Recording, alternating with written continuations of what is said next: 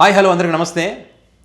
వద్దు YCP party నాయకులతో పెట్టుకోకండి, ఆ ఫ్యాన్స్తో పెట్టుకోకండి, ఆ సినిమా ఈవెంట్లో జగన్ గురించి మాట్లాడకండి, సినిమా గురించే మాట్లాడండి, సినిమా ప్రమోషన్ చేసుకోండి అని చెప్తే ఎవరు వినలేదు. సరే, నష్టం జరిగేటువంటి పరిస్థితి వచ్చింది కదా, కనీసం సారీ చెప్పారా? సారీ కూడా చెప్పలేదు. మరి దానికి సారీ చెప్పకుండా మళ్ళీ అవతల బల్పు మాటలు, బల్పు పోస్టులు పెట్టి ఈ గోటితో పోయేదని గొడ్డెల దాకా తీసుకొచ్చుకున్నారు ఈ చిత్ర యూనిట్, లైలా చిత్ర యూనిట్. సో ఇప్పుడు వైసీపీ ఫ్యాన్స్ ఎఫెక్ట్ వల్ల సినిమా థియేటర్లన్నీ ఖాళీగా ఉన్నాయి. మొన్న ఈవెంట్లో వాళ్ళు మాట్లాడినటువంటి బలుపు మాటలు, వెకిలి చేష్టలు, వెకిలి మాటల వల్ల జగన్ ఫ్యాన్స్ వాళ్ళ పవర్ ఏదో వాళ్ళు చూపించారు. ఆ పవర్ చూపించిన కారణంగానే మరి 50,000కు పైగా బాయ్కాట్ లైలా. దాని ఎఫెక్ట్ ఏ రేంజ్లో ఉందంటే, రేపు 14వ తారీఖు సినిమా రిలీజ్, ఈరోజు 13వ తారీఖు. నేను ఈ వీడియో చేస్తున్నప్పటికీ సమయం 6:30 దాటింది. నేను ఇప్పుడు ఈ వీడియో చేయడానికి ముందు బుక్ మై షోలో ఈ సినిమా యొక్క పరిస్థితి ఏంటి అని చెప్పి, నిజంగానే వైసీపీ పార్టీ తన సత్తా చూపిందా, బాయ్కాట్ లైలా అన్నారు కదా, ఎంతవరకు దీని ఎఫెక్ట్ పడిందని చెప్పి నేను మొత్తం చెక్ చేశాను. కావాలంటే మీరు కూడా చెక్ చేయండి, ఆన్లైన్లో అందరికీ తెలుస్తుంది కదా. సో నేను మెయిన్ సిటీలో ఏంటి పరిస్థితి అని చూస్తే, సంపూర్ణేష్ బాబు సినిమా నయం, గతంలో కనీసం మంచి బుకింగ్స్ ఉన్నాయి. ఈ సినిమాకి అంతకన్నా దారుణంగా ఉన్నాయి, అన్నీ ఖాళీ, ఎక్కడ కూడా టికెట్లు కట్ అవ్వలేదు, ఎక్కడ కూడా అడ్వాన్స్ బుకింగ్ జరగలేదు. సుదర్శన్ 35, ఆ థియేటర్లో ఏ సినిమా ఉన్నా కూడా ఆ థియేటర్ సౌండ్ అది ఎంజాయ్ చేయడానికి చాలామంది వెళ్తారు. నేను కూడా రెగ్యులర్గా వెళ్తుంటాను అక్కడికి. సో ఆ థియేటర్లో కూడా బుకింగ్స్ లేవు.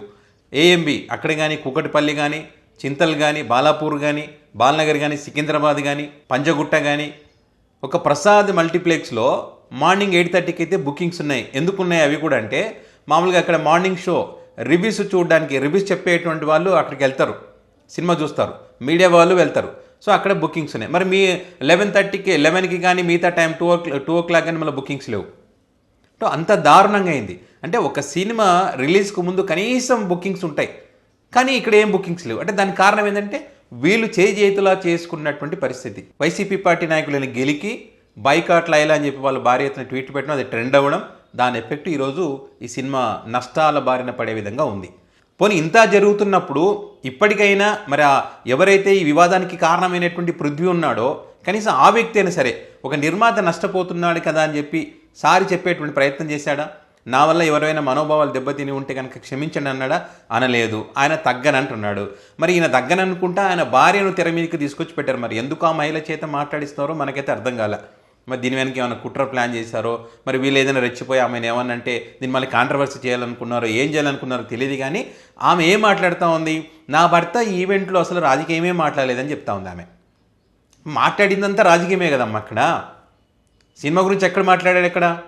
మళ్ళీ విశ్వక్సేన్ ఏమంటాడు, మేము ఆయన మాట్లాడేటప్పుడు అక్కడ ఉంటే మైక్ గుంజుకునే వాళ్ళం, మా మీద కెమెరాలు కూడా లేవు, మేము లేము, చిరంజీవి వస్తే తీసుకురానికి పోయినామంటాడు.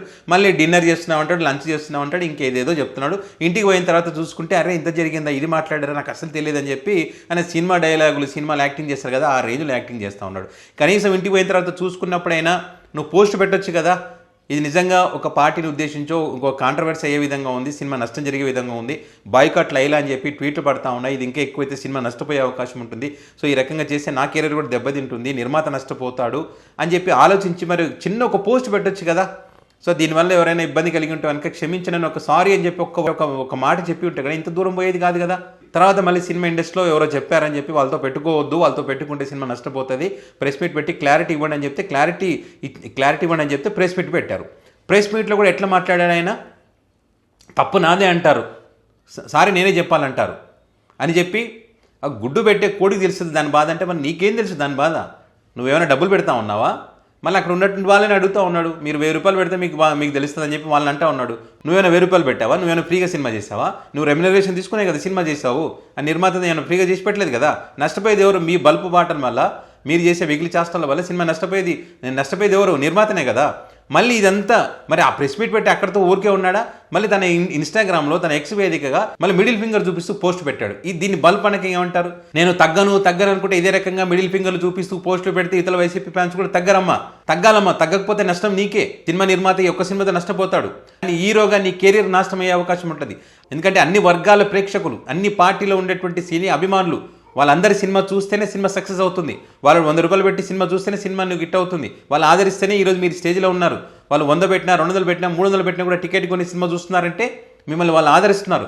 అలా ఆదరించేటువంటి వాళ్ళ మనోభావాలు దెబ్బతీస్తే సినిమా ఎవడు చూడరు. నేను తగ్గను, ఇట్లనే ఉంటా, ఇంకా పోస్టులు పెడతా, మిడిల్ ఫింగర్ పెడతా, ఇంకో ఫింగర్ పెడతా అంటే వాళ్ళు ఏ ఫింగర్ పెట్టాలో ఆ ఫింగర్ పెడతారు. మళ్ళీ కోలుకోలేని విధంగా ఫింగర్ ఉంటుంది వాళ్ళది.